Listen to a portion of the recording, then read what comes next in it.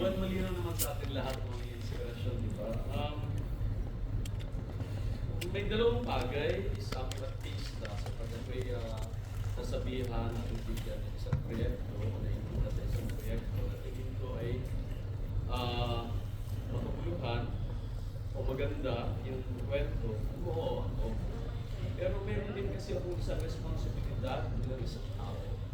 Bago ako naging isang artista, isa akong Pilipino. So, itong usaping drug war, kung tutuusin ang title niya, hindi itong pelikula, yung kampanya nito ay gera para sa droga. Pero kalaunan, ang nagyagera ng mga Pilipino, nag-aaway-away ng mga Pilipino dahil may magkaiba ang kanilang perspektiba o perception tungkol sa gera nito.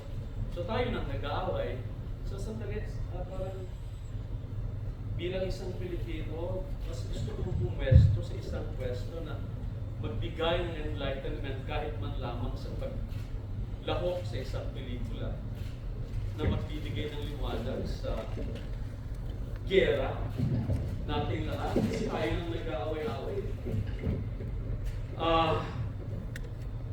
Kung tutuusin, hindi naman nanggaling sa atin ito. Nakoyin yung war on drugs.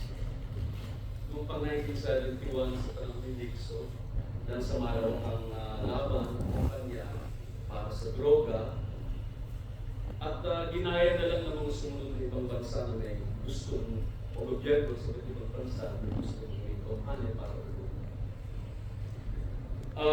at ito ay nilalakupan ng pulis, sundalo, gobyerno, intelligence, at higit sa lahat ng rehabilitation.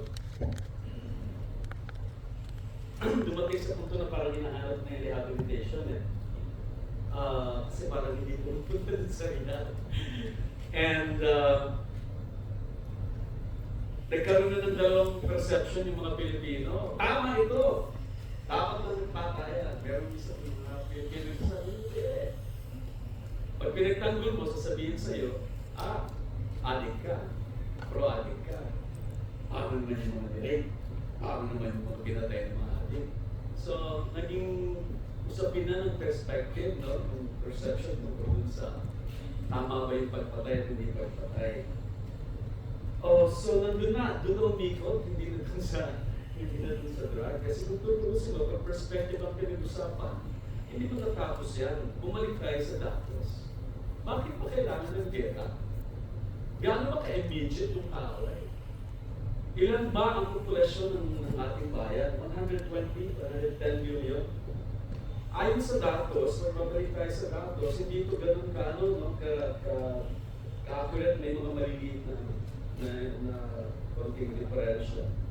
1.4 million lang yung naka-record sa atin na drug addicts. 1.4, 1% lang yun ng ating population. Gaano ba ka-immediate talaga yung parang game at kailangan natin makapag-game? At pag nakita natin, doon sa 1.4 na yun, more than half daw doon ay galing sa mahihirap ng tao. Karaniwan, below poverty lines. Sila yung mahihirap, sila yung walang trabaho, sila yung sweldo below 11,000. Kaya ako naman, nag-research din ako kasi mahirap yung kwento-kwento lang ng ayon sa perspektiva kasi pareho na lang tayo ng ibang mga kapwa natin Pilipino na nag-aaway sa taliniwala. So, pupunta tayo sa datos. So, pag nakita natin na gano'n, bakit? Gera. Ikaw, konti lang naman pala. Bakit kailangan mapunta sa patayan? Meron naman tayong kasama dapat sa programa yun. Rehab nga, ganyan na naman natin. So ano talaga yung problema? Yung ba talagang droga o meron pa talaga mas malaking dahilan? Baka naman ang kahirapan o baka naman mental health nga, sabi rin dito. So parang meron sana tayo mas parang tinitingnan pang ibang paraan kung paano ma-resolve siya kaysa sa parang gano'n na sa nangyayari, sa naging solusyon. So kahit tayo mismo mga Pilipino, siguro tumingin din tayo sa datos kung tama ba itong solusyon na ito or kailangan ba natin paliwanagan din, paano natin mapapaliwanagan din na natin mga kababayan na sa dahil tumingin tayo sa datos. Baka naman din tayo kailangan tumingin kaysa sa mag-away-away tayo lahat sa damdamin natin tungkol sa dapat ito. So, kayo, bilang kapwa ng mga Pilipino, meron din naman kayong sagot. May mas malalim na dahilan siguro kung bakit meron na ganito, meron problema, hindi at meron maayos na solusyon kaysa sa natanong natin kasi parang mas lalo na magulo yung solusyon natin na parang nalilikha yung mga inaasahan natin na mag-resolve. So yun yung inspirasyon kaya ako mo kasi gusto kong nabuhok din yung isang Pilipino kung paano ba natin i-resolve ang sitwasyon. Anyway, as the story goes, meron naman yata na solusyon na nakikita natin sa dalawa. Alright. As Direk and Sir John said, they said it very, very well and very, very laid out. On my end naman, this drug war is a very significant time in Philippine history. So being an actor, to be offered to be part of this is syempre,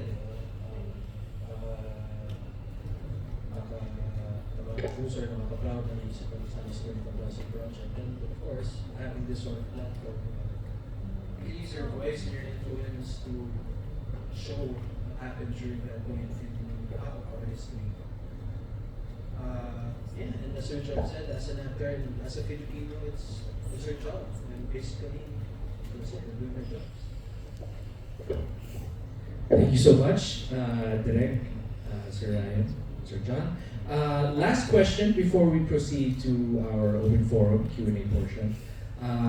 Direk, maybe you can answer what I think everyone is asking or is looking forward to. But saan po ba natin, sir, makikita ang mga susunod na kabanata or susunod na episodes? Ako papasok pa ako sa third and fourth.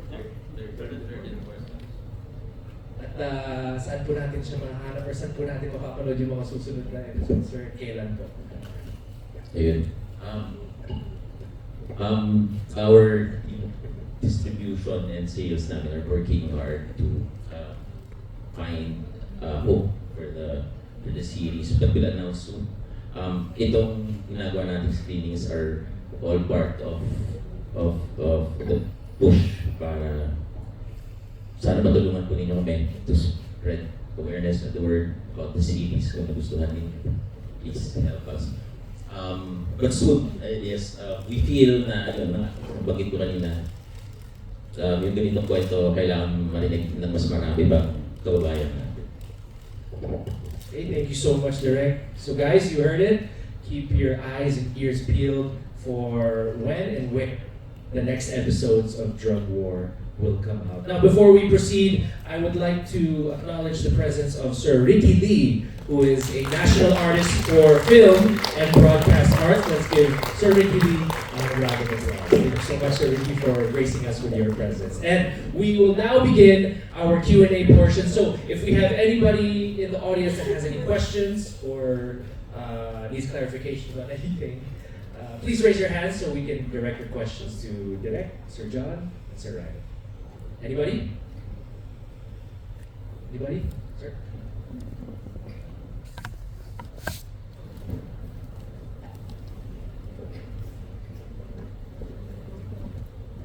Hi, good afternoon po. I'm Toshi from Certified Kapamilya. Congratulations po for the pilot episode of your work. Napakaganda and napaka-eye-opening.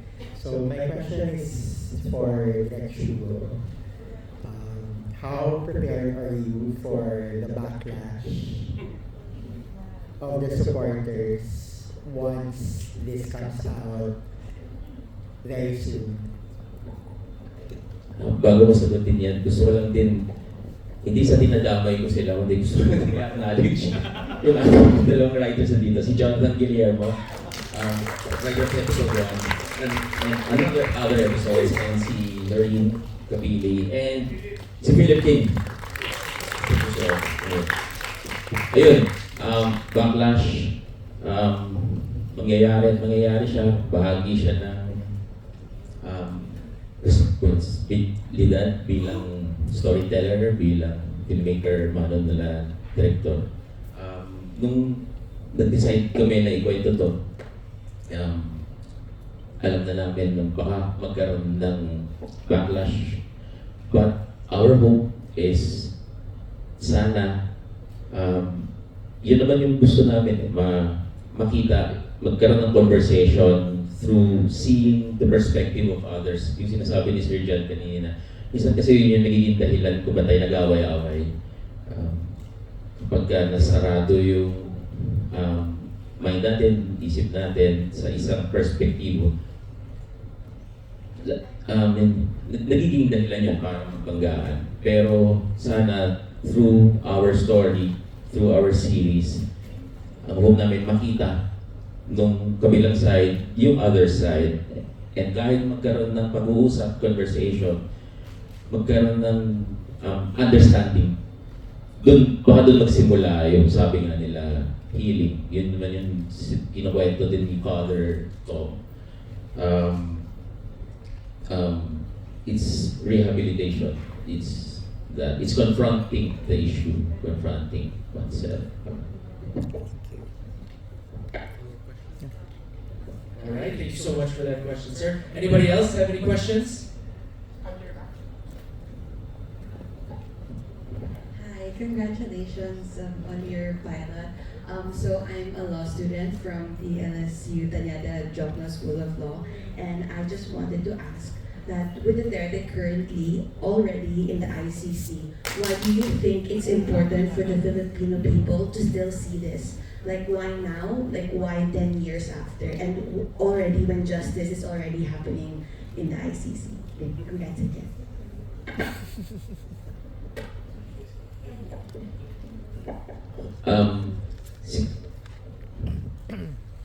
Yung ICC issue, it's a different, di ba, parang legal siya. What we're trying to address here through the stories of the characters is tayo. Hindi lang sa kapwa natin, kundi tayo rin mismo. Naiintindihan ba talaga natin yung pinanggagalingan ng kabila?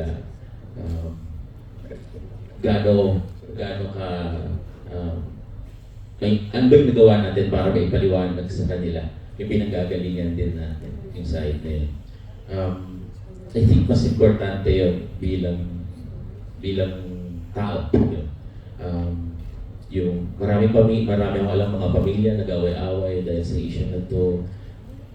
Wala pa silang kinalaman. Yung pamilya na to, di ba, walang kinalaman sa awayan ng dalawa dito. Minsan yun nga nagiging problema yan. Nadadrown yung mas mahalaga, which is family, relationship with your family, with your friends, with your community. Nadadrown ng politics dito sa taas. So yun. I hope I answered the question. Thank you so much. We have another one here. Kaya dudugtungan ko lang yung sagot. Dalawa kasi yung perspective tsaka yung point of view dun sa ICC. May naniniwala na hindi justisya yun. Naging justisya yun dun sa kanilang perspective. So this film is a look back. So, para at least lalong maging luminaw na kung bakit Kasi lagi mo kasing patayan, killing. Ibang usapan na yan kaysa sa dun sa may buhay na. So, ang maganda dun sa pelikula, pinapakita niya yung human side, yung sakit na bahagi noong bahagi ngayon ng kasaysayan natin bilang mga Pilipino. Kaya sana wini-welcome natin ng lahat ng mga paniniwala. No? Ayaw natin mag-discriminate.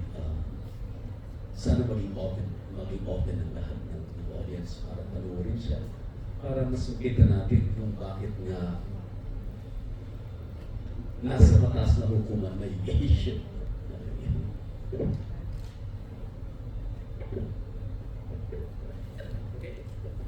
Okay, we have another question here from.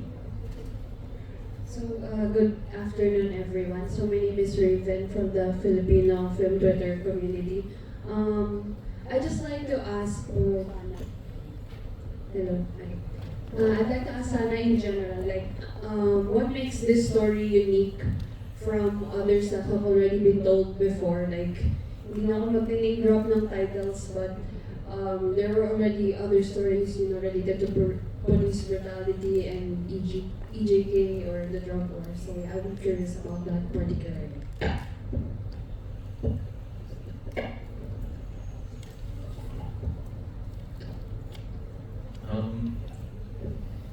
Yung how do you compare? Yun, mas bigyan namin ng focus dito yung kwento nga ng mga biktima. And also,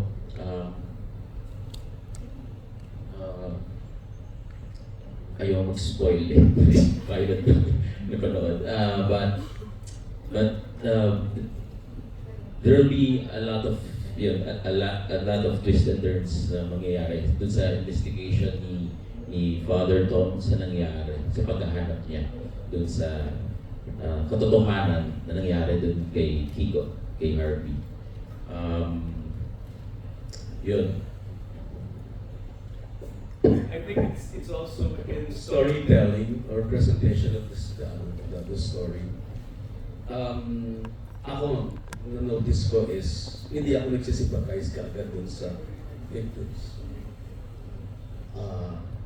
Kailangan mo muna hintayin yung mga susunod na episode kung paano mo i-resolve sandali. Biktima ba sila o may kasalanan ba talaga sila? Kasi kung titingnan mo parang mabubwisit ka pa rin sa kanila bakit mo pinasok So, ang kaibahan nito is mismo yung mga lead mo at yung mismo mga biktima ay nakikita mo rin yung kanilang frailty, yung kanilang weakness, yung kailangan nila. And siguro, ang kaibahan nito, sobrang sariwa pa ng sugat. Kaya, how do we call it? Sobrang relatable sa lahat sa atin. Just to add, parang with what's happening in the world recently and with the amount of information we have in the palm of our hands, there's a tendency na mag-desensitize na tayo sa mga nangyayari sa mundo. When every day you're bombarded with bad news, every day you read something na hindi maganda. It happens. We get desensitized. So the way this was done, even though the characters are fictional, it's all inspired by true events. And I would say it's giving a face and emotions and feelings to all those statistics na nababasa na natin. So, hindi naman siguro ito magiging pa rin spoiler. Katulad din sa partner sa akin, yun yung pinaka-classic na example ng what goes around comes around. Na pag pinagtanggol mo yung injustisya at inakap mo yung injustisya, nakita mo nasa bakuran mo na pala. Kahit ako, nagustuhan ko yung mismong presentation part na yun kasi kitang-kita mo na yung mismong nagtatanggol dun sa maling sitwasyon na nangyayari sa isang lipunan, ay unti-unti kinain na rin mismo ng sistema ang kanyang pinagtatanggol. Ang sarap, alam mo rin. Okay. So I think we have to wait for those parts. Dagdag ko lang in terms of treatment, we tried to be as immersive as we can dito sa bawat atake sa eksena. Hindi lang yun, gusto namin ibalik yung audience dun sa panahon, sa lugar kung saan nangyari to para ipaalala. Hindi lang dun sa sa treatment, kundi pagpasok din dun sa characters ng mga characters na nandito. Tsaka actually, makikita mo kasi sa Kwento kung tutusin, yung mga tao rito, mga tao talaga, hindi sila magkakaaway. Hindi sila magkakaaway. May mas malaking kaaway na dahil sa system. Kasi whether we like it or not, sa totoong buhay, Lahat naman tayo, hindi naman tayo pure na pure. Pare-pareho tayo merong ganitong side, merong ganitong side, and then kitang-kita natin yung dito sa kwento dito. Tapos, may mas malaki palang problema. Yung system na inaalaw natin mangyari.